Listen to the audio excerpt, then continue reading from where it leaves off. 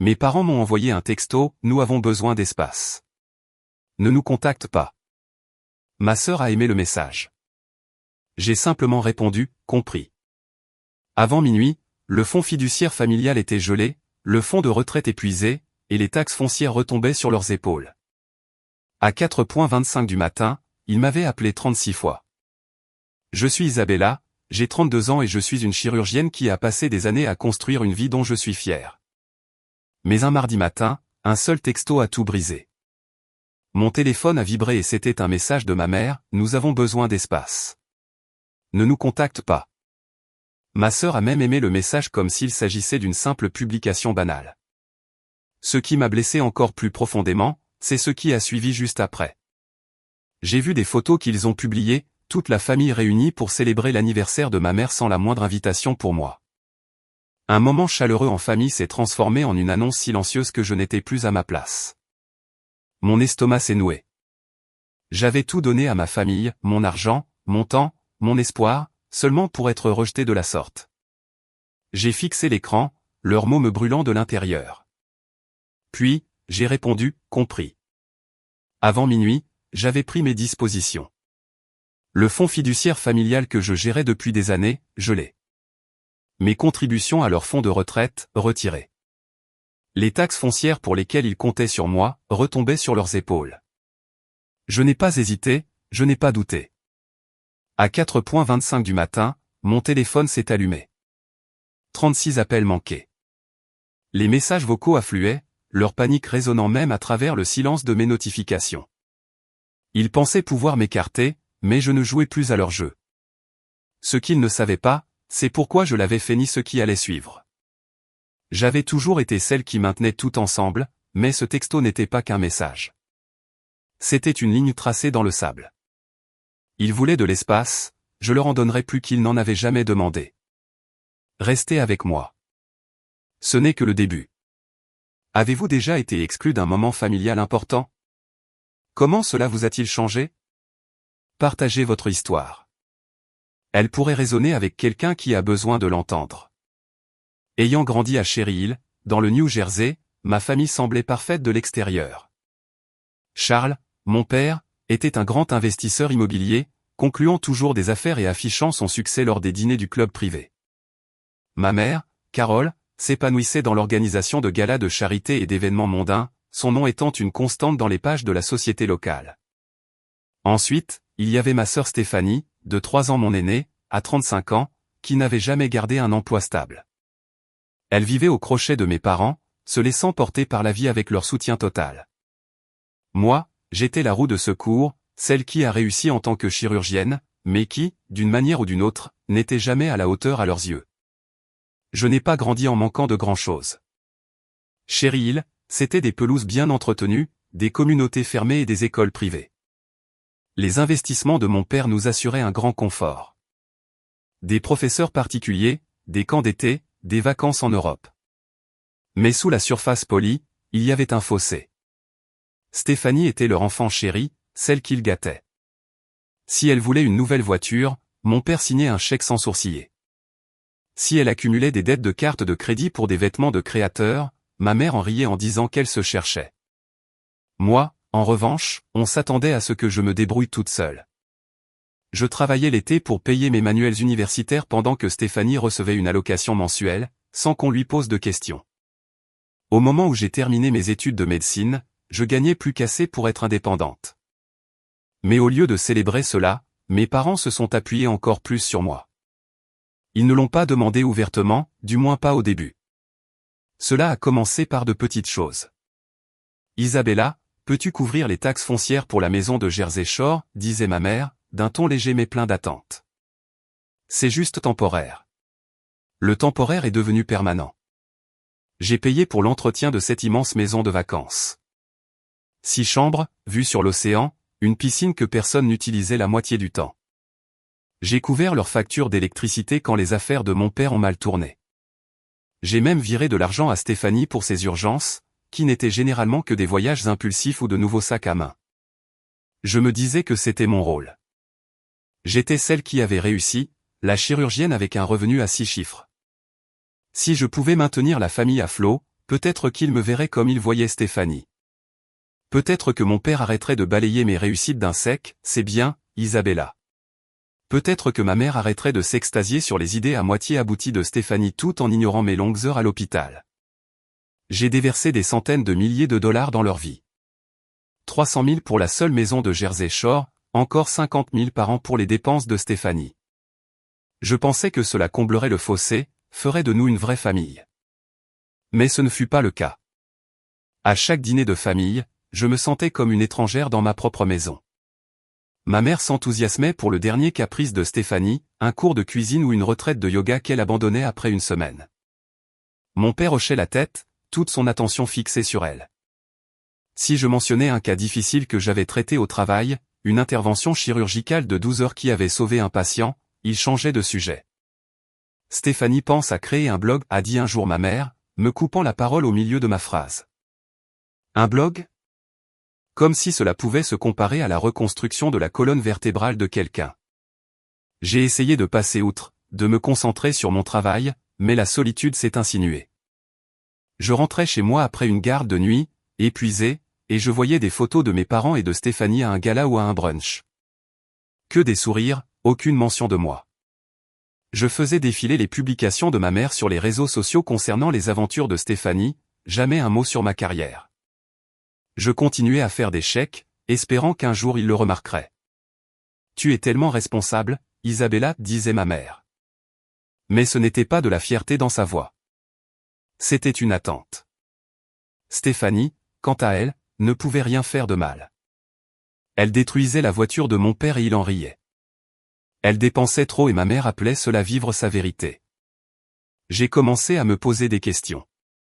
Pourquoi étais-je celle qui payait les factures pendant que Stéphanie recevait les applaudissements? Pourquoi mes parents agissaient-ils comme si mon succès était une évidence, mais que chaque mouvement de sa part était un miracle? Je n'avais pas de réponse, mais le poids de tout cela était étouffant. Je restais éveillé la nuit, me demandant si j'étais le problème. Peut-être que si je donnais plus, faisais plus, il me verrait enfin. Je me suis accroché à cet espoir même s'il me glissait entre les doigts. En y repensant, je vois à quel point j'étais naïve. Je pensais que l'argent pouvait acheter leur amour, leur respect. Mais tout ce qu'il a fait, c'est me rendre invisible. J'étais leur banque, pas leur fille. Et cette prise de conscience n'était que le début. Tout a basculé quand Julie, une collègue, a dit quelque chose que je ne voulais pas entendre. Julie Walsh, une infirmière de l'hôpital où je travaille, avait toujours été perspicace, remarquant des choses que les autres manquaient. Nous n'étions pas proches, juste des collègues qui partageaient une pause café occasionnelle, mais elle avait le don d'aller droit au but. Un après-midi, alors que nous nous lavions les mains après une longue opération, elle m'a regardé et a dit « Isabella, ta famille s'appuie trop sur toi. Tu portes toute leur vie. » J'ai ri pour dissimuler mon malaise, en levant les yeux au ciel. Elle ne connaissait pas ma famille. Comment le pourrait-elle? Mais ces mots sont restés, me tourmentant comme une écharde que je ne pouvais pas retirer. Gérer les finances de la famille était devenu mon deuxième travail.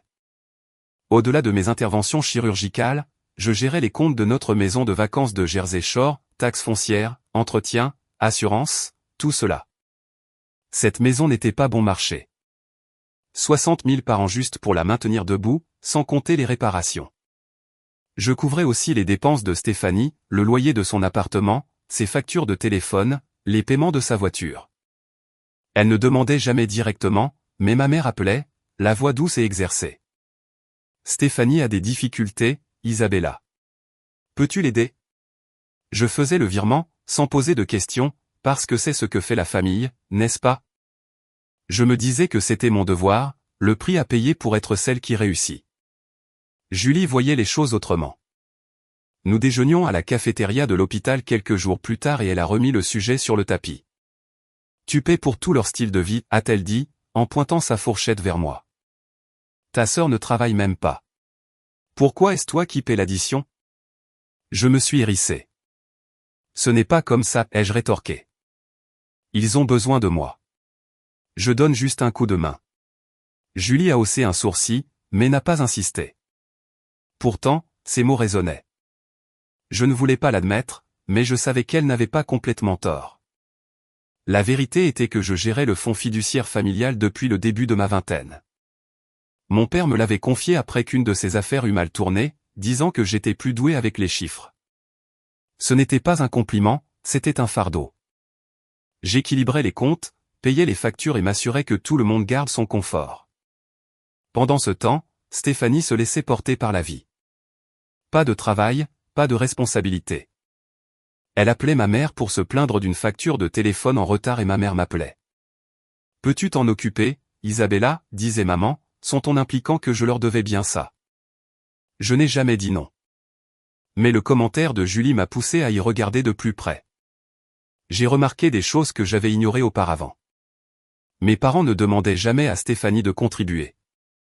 Même si elle avait 35 ans et était parfaitement capable de travailler, ils la félicitaient pour les moindres choses, un nouveau passe-temps, un voyage le week-end, tandis que mes gardes de 12 heures à l'hôpital recevaient à peine un hochement de tête. Une fois, j'ai mentionné une intervention chirurgicale complexe que j'avais dirigée, sauvant un patient après un accident de voiture. La réponse de mon père, « C'est super, Isabella. Au fait, Stéphanie pense à prendre des cours de photographie. » Des cours de photographie. Comme si cela égalait ce que je faisais. J'ai commencé à faire les comptes. Rien que l'année dernière, j'avais dépensé 75 000 pour les dépenses de Stéphanie, son loyer, sa voiture, ses factures de carte de crédit. La maison de Jersey Shore coûtait encore 60 000, plus 20 000 pour les factures d'électricité et les abonnements au club de mes parents. Je ne faisais pas qu'aider, je finançais tout leur monde. Et qu'est-ce que je recevais? Une tape sur la tête si j'avais de la chance. Le plus souvent, c'était le silence ou un changement rapide de sujet. J'ai essayé de repousser les mots de Julie. C'est la famille, me disais-je, il ferait la même chose pour moi. Mais le ferait-il? Je me suis souvenu d'une fois où j'avais eu besoin d'aide. Ma voiture était tombée en panne pendant mon internat et j'étais à court d'argent. J'ai demandé un prêt à mon père, juste quelques milliers. Il a hésité, a dit qu'il allait vérifier ses comptes. Stéphanie a eu une nouvelle voiture ce même mois, sans aucune question. Le souvenir était cuisant, mais je l'avais enfoui. Je m'étais dit que ça n'avait pas d'importance. Julie ne lâchait pas l'affaire. Pendant une garde de nuit, elle m'a surprise dans la salle de repos, épuisée après une opération de 10 heures. « Isabella, tu te tues à la tâche pour eux », a-t-elle dit. Ils ne sont même pas reconnaissants. Je voulais discuter, défendre ma famille, mais je ne pouvais pas. Au fond, je savais qu'elle avait raison. La vie insouciante de Stéphanie, le soutien inconditionnel de mes parents pour elle, ce n'était pas juste. Pourquoi étais-je celle qui maintenait tout ensemble pendant qu'elle se laissait porter gratuitement? Cette nuit-là, je suis rentré chez moi et j'ai ouvert les comptes de la famille. Les chiffres m'ont regardé en face, 155 000 l'année dernière, tout sorti de ma poche. J'ai pensé à Stéphanie vivant sans payer de loyer, sans emploi, sans souci, pendant que je travaillais jusqu'à l'épuisement.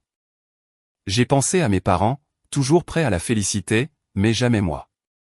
Pour la première fois, je me suis autorisé à ressentir le poids de tout cela, l'injustice, le ressentiment. Je n'étais pas prête à agir. Pas encore. Mais les mots de Julie avaient fissuré quelque chose. Je ne pouvais plus l'ignorer. Les tensions ont explosé lors d'un dîner de famille l'été dernier. C'était l'une de ces rares soirées où je n'étais pas de garde à l'hôpital, alors j'ai conduit jusqu'à la maison de mes parents à Cherry Hill, espérant avoir l'occasion de créer des liens. Au lieu de cela, je suis entré dans une tempête. Mon père venait d'acheter une nouvelle Mercedes, 45 000, toutes options, garée dans l'allée comme un trophée. Ma mère exhibait les plans d'une rénovation de maison, un projet de 70 000 pour refaire la cuisine et ajouter une véranda. Ils dépensaient comme si l'argent poussait sur les arbres, mais je savais ce qu'il en était. Leur compte était à sec, et j'avais discrètement couvert les déficits. Le dîner a commencé assez poliment. Nous étions assis autour de la table en acajou, les verres à vin en cristal préférés de ma mère brillant sous le lustre. Stéphanie était là, faisant défiler l'écran de son téléphone, à peine impliquée. Puis mon père s'est raclé la gorge. « Isabella, nous devons parler de la maison », a-t-il dit, le ton sérieux. « La rénovation va coûter plus cher que prévu. Peux-tu participer à hauteur de 20 000 supplémentaires ?» Je me suis figé, la fourchette à mi-chemin de ma bouche. 20 000 en plus des 60 000 que je payais déjà chaque année pour la maison de Jersey Shore, sans parler de leurs autres dépenses. Avant que je puisse répondre, ma mère est intervenue. C'est pour la famille, Isabella. Tu réussis si bien à l'hôpital. J'ai pris une grande inspiration, essayant de rester calme.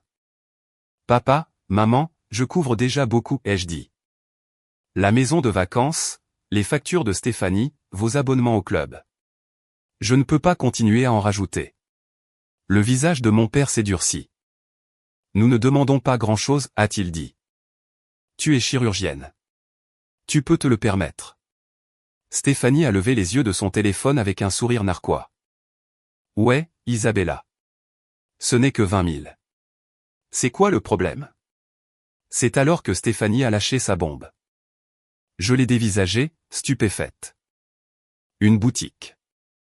Stéphanie, qui n'avait jamais gardé un emploi plus de 6 mois, qui avait échoué à un cours de commerce à l'université, pensait pouvoir gérer un magasin. Stéphanie, c'est un risque énorme, ai-je dit en choisissant mes mots avec soin. Tu n'as aucune expérience dans la vente au détail. Ce n'est pas une bonne idée. Son visage a rougi. Tu ne crois pas en moi, a-t-elle lancé. Je fais des recherches là-dessus depuis des semaines. Je sais ce que je fais. J'ai secoué la tête. Ce n'est pas une question de croyance. C'est une question de chiffres. La plupart des boutiques font faillite la première année. Je ne peux pas jeter 50 000 dans quelque chose sans aucun plan. Stéphanie a croisé les bras, me foudroyant du regard. Tu es tellement égoïste, Isabella. Tu veux juste tout contrôler. C'est alors que mes parents sont intervenus. La voix de ma mère était tranchante. Isabella, pourquoi ne peux-tu pas soutenir ta sœur? Elle essaie de construire quelque chose. Mon père a hoché la tête. Stéphanie a une vision. Tu es trop concentré sur ton travail pour la voir. J'ai senti ma poitrine se serrer. Mon travail paie pour cette famille, ai-je dit, la voix montant. Je ne suis pas une banque. Je ne peux pas financer chaque caprice. Mon père a frappé du poing sur la table. Ne nous parle pas comme ça, a-t-il dit. Stéphanie essaie de faire quelque chose de sa vie. Tu pourrais apprendre d'elle. J'étais abasourdi. Apprendre d'elle. Stéphanie, qui vivait gratuitement, qui n'avait jamais payé une facture à temps, était leur étoile brillante. J'avais passé des années à maintenir leurs finances à flot. Des centaines de milliers de dollars, d'innombrables heures à équilibrer leurs comptes. Et pourtant, ils étaient là, à défendre son idée à moitié aboutie tout en me rejetant. Je ne financerai pas la boutique, ai-je dit fermement. C'est trop risqué, et Stéphanie n'est pas prête. Ma mère a halté. Comment oses-tu parler de ta sœur comme ça, a-t-elle dit. Tu as toujours été jalouse d'elle. Jalouse? Le mot m'a frappé comme une gifle. J'étais celle qui avait trimé pendant ses études de médecine, travaillant 80 heures par semaine pendant que Stéphanie faisait la fête et dépensait mon argent. Mais à leurs yeux, j'étais le problème. Stéphanie a de nouveau souri d'un air narquois, se penchant en arrière sur sa chaise. Tu es juste en colère parce que je suis créative, a-t-elle dit. Tout le monde ne veut pas être un docteur ennuyeux. J'ai serré les poings, essayant de garder mon sang-froid. Je ne suis pas ennuyeuse, ai-je dit. Je suis réaliste. Quelqu'un doit l'être. Le reste du dîner était flou. Mes parents ont continué à défendre Stéphanie, louant son ambition tout en critiquant mon attitude. Chaque fois que j'essayais d'expliquer les risques, l'argent que je dépensais déjà, ils me coupaient la parole. Tu es trop rigide, a dit ma mère. Tu ne comprends pas la famille. M. Mon père a ajouté, nous t'avons mieux élevé que ça. Au moment où le dessert a été servi, j'avais l'impression de disparaître. Il parlait autour de moi, planifiant la boutique de Stéphanie comme si je n'avais pas parlé. Je suis parti ce soir-là en me sentant plus seul que jamais. En rentrant à mon appartement en voiture, j'ai repassé la conversation dans ma tête. Les mots de mes parents étaient blessants, mais le sourire narquois de Stéphanie brûlait plus profondément. Ils ne me voyaient pas. Ni mes sacrifices, ni mon travail, rien. J'avais déversé ma vie dans la leur, et tout ce que je récoltais, c'était des reproches. Pour la première fois, je me suis demandé s'ils changeraient un jour. Ce dîner n'était pas seulement une dispute, c'était un signal d'alarme. Je ne savais pas trop quoi faire ensuite, mais je savais que quelque chose devait céder. 2 semaines plus tard, je buvais un café dans mon appartement, faisant défiler mes emails, quand mon téléphone a vibré. C'était de ma mère, nous avons besoin d'espace. Ne nous contacte pas. Les mots m'ont frappé comme un coup de poing. J'ai fixé l'écran, le cœur battant à tout rompre. Avant de pouvoir l'assimiler, j'ai vu que Stéphanie avait aimé le message. Ma sœur aimant un texto qui m'excluait de notre famille. Ce n'était pas juste un message. C'était une trahison, purement et simplement. J'ai essayé de comprendre. Après ce dîner de famille désastreux, j'avais gardé mes distances, espérant que les choses se calmeraient. Mais ça, c'était délibéré. J'ai ouvert les réseaux sociaux de ma mère, chose que je faisais rarement. Et c'était là. Des photos de sa fête d'anniversaire publiées la veille au soir. Un événement somptueux dans un club privé de Cherry Hill, traiteur, musique live, Stéphanie souriant à côté d'elle. Mon père était en arrière-plan, portant un toast avec un verre de vin. Je n'avais pas été invité. Pas un appel, pas un texto, rien. Il l'avait planifié, célébré et m'avait complètement laissé de côté. La blessure était à vif, plus aiguë que je ne l'aurais cru. J'avais passé des années à financer leur vie, et pourtant, ils pouvaient m'effacer si facilement. J'avais besoin de parler à quelqu'un, alors j'ai appelé Julie. Nous nous sommes retrouvés dans un café près de l'hôpital et j'ai tout vidé, le texto, la fête, la façon dont cela me rendait invisible. Julie a écouté, son visage s'adoucissant. Isabella, ils te repoussent parce que tu ne leur donnes plus ce qu'ils veulent, a-t-elle dit. Tu as dit non lors de ce dîner. Ils n'aiment pas ça. Ces mots étaient durs, mais ils sonnaient vrais. J'avais posé une limite, et c'était leur réponse. Julie a suggéré que je voie un professionnel, quelqu'un qui pourrait m'aider à faire le tri dans ce désordre. C'est ainsi que je me suis retrouvé dans le cabinet du docteur Pamela King. Le docteur King, une thérapeute à la voix calme et aux analyses pointues, n'a pas édulcoré les choses. Lors de notre première séance, je lui ai montré le texto et lui ai parlé de la fête. Il ne s'agit pas seulement d'espace, a-t-elle dit. Votre famille a construit une dynamique où vous êtes le fournisseur, pas une personne. Ils vous punissent pour être sorti de ce rôle. Je suis resté là, abasourdi. Le fournisseur, pas une personne. C'était comme si elle avait tendu un miroir devant ma vie. Le docteur King m'a interrogé sur mon rôle dans la famille. J'ai expliqué comment je couvrais leurs dépenses, des centaines de milliers au fil des ans, de la maison de Jersey Shore au loyer de Stéphanie. Je lui ai raconté comment mes parents félicitaient toujours Stéphanie, comment ils dénigraient mon travail. Elle a hoché la tête, prenant des notes. Vous êtes dans un schéma, a-t-elle dit. Vous donnez, ils prennent, et quand vous ne le faites pas, ils vous repoussent. Ce n'est pas sain. Je voulais protester, dire qu'ils avaient juste des difficultés, mais les preuves étaient sous mes yeux, ce texto, cette fête, ils ne voulaient pas de moi, ils voulaient mon argent. Au cours de la séance suivante, le docteur King m'a aidé à voir la situation dans son ensemble. Mes parents et Stéphanie comptaient sur moi pour maintenir leur mode de vie intact, mais ils n'offraient rien en retour. Ni amour, ni respect. Vous avez essayé de gagner leur approbation, a dit le docteur King. Mais vous ne pouvez pas l'acheter, et vous n'en avez pas besoin. Ces mots m'ont frappé de plein fouet. J'avais passé des années à penser que si je donnais assez, ils m'estimeraient, mais ce n'était pas le cas. La fête d'anniversaire était la preuve qu'ils pouvaient célébrer sans moi. Mais ils ne pouvaient pas payer leurs factures sans moi. J'ai parlé des séances à Julie et elle a été directe. Ils se servent de toi, Isabella, a-t-elle dit autour d'un café. Tu mérites mieux. Je savais qu'elle avait raison.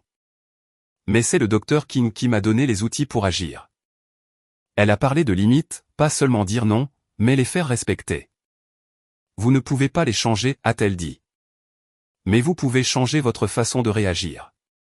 J'ai quitté son cabinet en ressentant quelque chose de nouveau, de la détermination. Ce texto n'était pas seulement un rejet. C'était une chance de reprendre ma vie en main. Je suis rentré chez moi et j'ai relu le message. Nous avons besoin d'espace. Ne nous contacte pas. Très bien, ai-je pensé. Ils voulaient de l'espace. Je le leur donnerai, mais pas de la manière qu'ils attendaient. Pour la première fois, j'ai vu une voie à suivre. Une voie où je n'étais ni leur distributeur automatique, ni leur paillasson. Avant minuit, j'avais finalisé tous les changements financiers. Après des semaines à me débattre avec ma décision, j'avais fini d'être la banque de la famille. Le texto de ma mère et l'affront de la fête d'anniversaire avaient été les gouttes d'eau qui faisaient déborder le vase. Je ne posais pas seulement des limites. Je reprenais le contrôle. Je me suis assise à mon bureau, ordinateur portable ouvert, et j'ai passé les appels qui allaient tout changer. D'abord, j'ai contacté Steven Reed, un conseiller financier recommandé par un collègue. Steven, perspicace et direct, m'a expliqué le fonctionnement du fonds fiduciaire familial. Vous l'avez financé seul pendant des années, a-t-il dit en examinant les comptes. Il est temps de vous protéger. Sur ses conseils, j'ai gelé le fonds fiduciaire, bloquant l'accès à l'argent. J'ai transféré sa gestion à un cabinet professionnel, m'assurant que personne ne pourrait y toucher sans supervision. Ce n'était pas facile. Ces comptes contenaient plus d'1 million de dollars, dont la majeure partie provenait de mes contributions, mais c'était nécessaire. Ensuite, je me suis attaqué à la maison de Jersey Shore. Je payais 60 000 par an pour son entretien, mais c'était fini. J'ai appelé Christine Gray, une avocate spécialisée dans l'immobilier. Christine, calme et méthodique, a confirmé que ma part de la propriété m'appartenait légalement. Vous pouvez la vendre sans leur consentement, a-t-elle dit. J'ai mis ma part en vente par l'intermédiaire d'un agent immobilier, m'attendant à en tirer un bénéfice net d'environ 200 000. Chaque étape était inattaquable. Steven et Christine s'en sont assurés. Je n'agissais pas sur un coup de tête. Je faisais les choses correctement. Enfin, j'ai arrêté tous les virements à ma famille. Fini les paiements de loyer pour Stéphanie. Fini les factures d'électricité pour mes parents. Fini le paiement des frais de leur club privé. J'ai annulé les prélèvements automatiques, coupant le robinet que j'avais laissé ouvert pendant des années. J'ai eu l'impression d'arracher un pansement. Douloureux, mais libérateur. Avant minuit, je me suis adossé à ma chaise, épuisé, mais résolu. Je l'avais fait. Les répercussions ont été rapides. À 4h25 du matin le lendemain, mon téléphone explosait. Mon père a appelé 16 fois. Ma mère 12. Stéphanie, 8. 36 appels au total, chacun plus en colère que le précédent. Je les ai laissés aller sur la messagerie vocale. Les messages de mon père étaient tranchants. Isabella, qu'est-ce que tu fabriques? Règle ça tout de suite. Eux de ma mère étaient plus doux mais manipulateurs. Comment as-tu pu nous faire ça, Isabella? Nous sommes une famille. Ceux de Stéphanie étaient du pur venin. Tu es tellement égoïste. Tu ruines nos vies. Je n'ai pas répondu. J'en avais assez entendu lors de ce dîner l'été dernier. Puis sont venus les textos. Ma mère en a envoyé un long. Tu nous abandonnes. Nous t'avons fait confiance avec les finances de la famille, et c'est comme ça que tu nous remercies. Celui de mon père était plus court. Rappelle-moi où tu vas le regretter. Ceux de Stéphanie étaient implacables. Un barrage d'accusations. Tu es jalouse parce que je vis ma vérité. Tu n'es qu'une docteure froide et manipulatrice. J'ai fixé mon téléphone. Chaque message était comme un coup de couteau. Mais je n'ai pas flanché. Les mots du docteur King résonnaient dans ma tête. Je ne pouvais pas les changer, seulement ma façon de réagir. Le pire est arrivé quand Stéphanie a rendu l'affaire publique. J'ai ouvert mes réseaux sociaux pour trouver ces publications dégoulinantes de rancune. Certaines personnes pensent qu'elles sont meilleures que leur famille parce qu'elles gagnent de l'argent. Ne vous laissez pas tromper par le succès de ma sœur. Elle est sans cœur. La publication a reçu des dizaines de mentions j'aime, principalement de ses amis, et quelques commentaires en rajoutant « Ouah, c'est bas ». Quelle trahison. Mon estomac s'est retourné. J'avais passé des années à la soutenir, à payer son loyer, ses factures, 75 000 rien que l'année dernière, et maintenant j'étais la méchante. La publication s'est répandue et je l'ai vue partagée par des personnes que je ne connaissais même pas. J'ai rappelé Christine, inquiète des conséquences juridiques. Sa publication est méchante, mais ce n'est pas de la diffamation, a dit Christine. C'est juste un drame familial exposé publiquement. Restez concentrés. Steven était d'accord, me poussant à ignorer le bruit. Ils paniquent parce qu'ils perdent le contrôle, a-t-il dit. Continuez d'avancer. Leurs conseils calmes m'ont ancré. Je ne faisais pas marche arrière. Les appels et les textos continuaient d'arriver, un mélange de rage et de désespoir. Le ton de ma mère est devenu suppliant. Isabella, nous ne pouvons pas payer la maison sans toi. S'il te plaît, parlons-en. Mon père a essayé la culpabilité. Tu brises le cœur de ta mère, Isabella. Les messages de Stéphanie restaient haineux, m'accusant de saboter ses rêves. Je n'ai pas répondu. Leur réaction n'a fait que prouver ce que le docteur King avait dit. Ils me voyaient comme une ressource, pas comme une fille. À la fin de la semaine, j'ai ressenti le poids de leur colère, mais aussi une étrange clarté. La publication de Stéphanie, leurs appels frénétiques, tout cela montrait à quel point ils avaient compté sur moi et à quel point ils me sous-estimaient. Je ne me battais pas seulement pour mon argent. Je me battais pour moi-même. Ce n'était pas fini, mais j'avais fait le premier vrai pas. Un mois plus tard, ma famille a commencé à en ressentir les conséquences. J'avais coupé leur bouée de sauvetage financière, et les répercussions étaient indéniables. Mon téléphone est resté silencieux les premiers jours après avoir gelé le fonds fiduciaire et vendu ma part de la maison de Jersey Shore, mais le silence n'a pas duré. Leur monde s'effondrait, et je n'étais plus là pour le maintenir en un seul morceau. Mon père et ma mère ont fait le premier pas. Ils ont vendu la part restante de la maison de Jersey Shore pour couvrir leurs dettes croissantes. La propriété, autrefois leur fierté et leur joie, a rapporté 300 000, mais la majeure partie est allée aux créanciers. J'en ai entendu parler par un ami commun qui a vu l'annonce disparaître. Mon père s'était toujours vanté de cette maison, symbole de leur statut à Cherry Hill, mais maintenant, elle n'était plus là. Ils ont également réduit drastiquement leurs dépenses. Fini les abonnements au club privé, fini les week-ends à Manhattan, fini les dîners somptueux. Les réseaux sociaux de ma mère, autrefois remplis de photos de luxe, sont devenus silencieux. C'était un changement brutal, que je n'avais pas anticipé si tôt. Stéphanie a fait face à son propre règlement de compte. Sans mon argent pour couvrir son loyer et ses factures, elle a dû se débrouiller seule. Un contact en ville m'a dit qu'elle avait pris un emploi de vendeuse dans un magasin de vêtements local.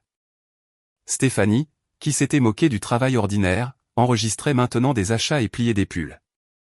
Ce n'était pas glamour, mais c'était un début.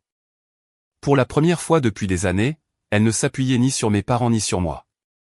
J'ai ressenti une lueur de respect pour ses efforts, mais cela n'a pas effacé la douleur de sa trahison. Les messages ont commencé une semaine après la vente. Ma mère a envoyé le premier, le ton désespéré. Isabella, nous avons des difficultés. Pouvons-nous parler? Nous avons besoin de ton aide. Je l'ai lu, le cœur lourd, mais je n'ai pas répondu. Le message de mon père est arrivé ensuite, plus sec. Tu déchires cette famille. Rappelle-moi. Celui de Stéphanie était un mélange de culpabilité et de venin. J'ai trouvé un travail, Isabella. Contente maintenant? Tu as tout gâché. J'ai fixé leurs mots, chacun essayant de m'attirer de nouveau dans leur orbite. Mais j'avais fait mon choix. Les rencontrer maintenant ne ferait que rouvrir d'anciennes blessures. Ils n'ont pas arrêté.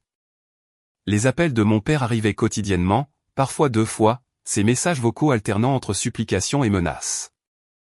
Nous t'avons élevé, Isabella, a-t-il dit dans l'un d'eux. Tu nous es redevable. Ne rends pas les choses pires.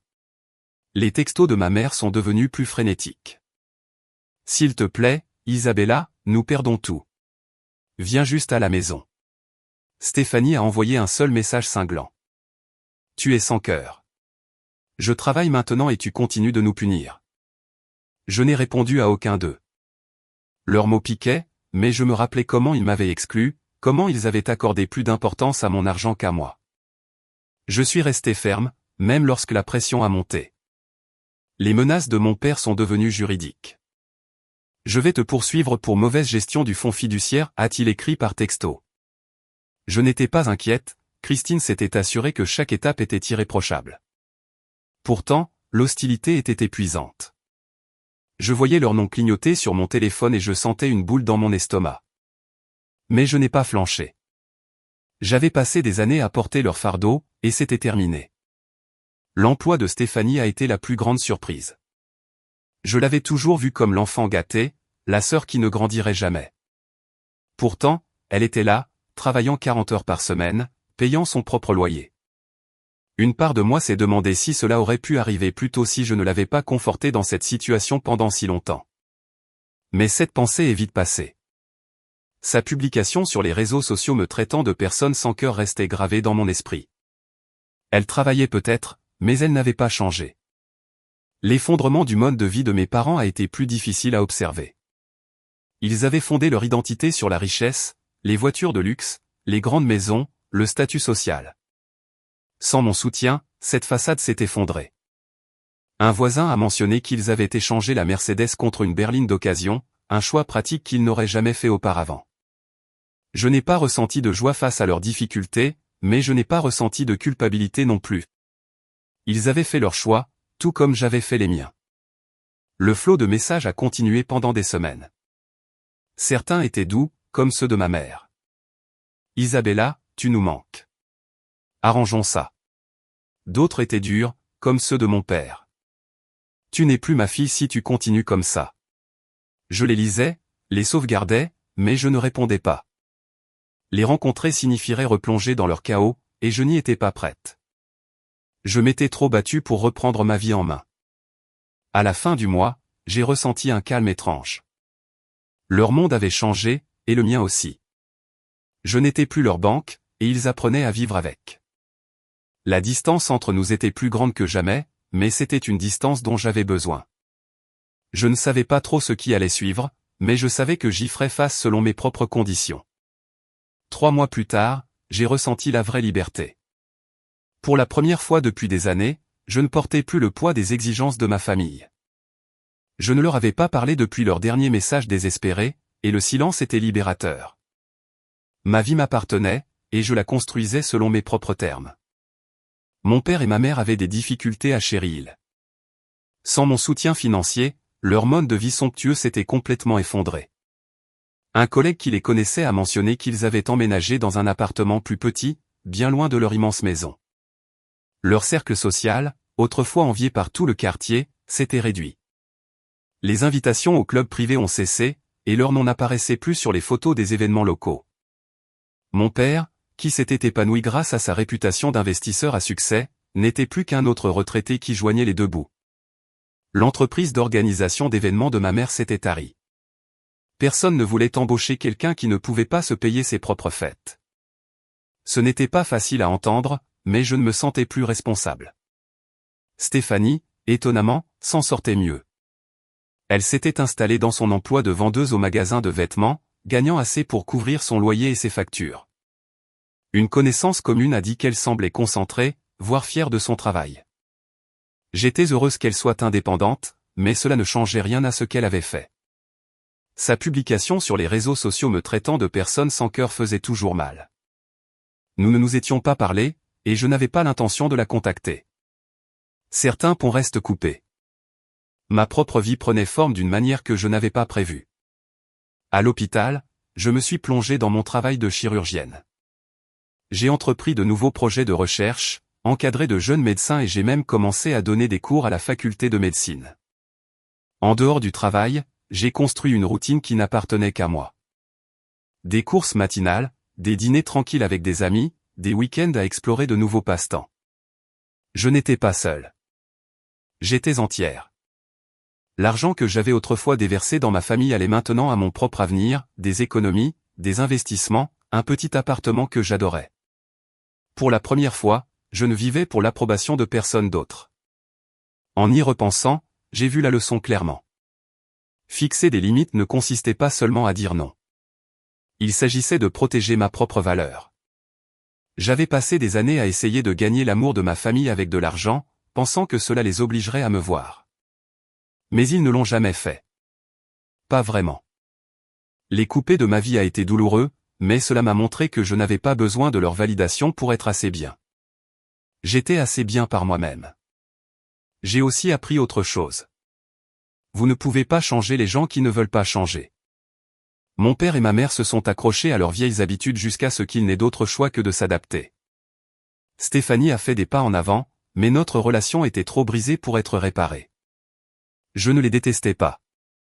J'ai juste choisi de penser à moi. Et ce choix m'a apporté la paix. Si vous avez déjà eu à fixer des limites avec votre famille, vous savez à quel point c'est difficile. C'est un combat de se faire passer en premier, surtout quand la culpabilité vous retient. Mais cela en vaut la peine. J'aimerais entendre vos histoires. Comment avez-vous fixé des limites? Qu'avez-vous appris? Partagez-les avec moi. Votre expérience pourrait aider quelqu'un d'autre à trouver sa propre liberté.